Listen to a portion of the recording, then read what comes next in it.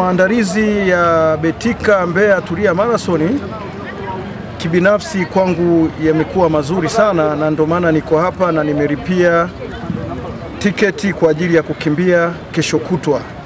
Ninaomba niwakaribishe Watanzania wote mnaoishi nje na ndani ya nchi hii. Kufanya mazoezi ni kwa ajili ya afya yetu, na Dr. Tulia, mbunge wa Mbeya mjini, anajitahidi kuigusa jamii kwa engo ya michezo.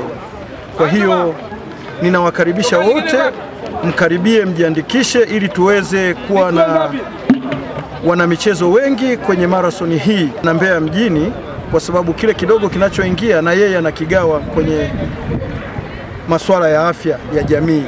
Kwa hiyo unachokifanya hapa, unafanya mazoezi pia na kumfanya mwananchi wa Mbeya mjini au mwananchi wa Tanzania apate manufaa kupitia mazoezi unayoyafanya.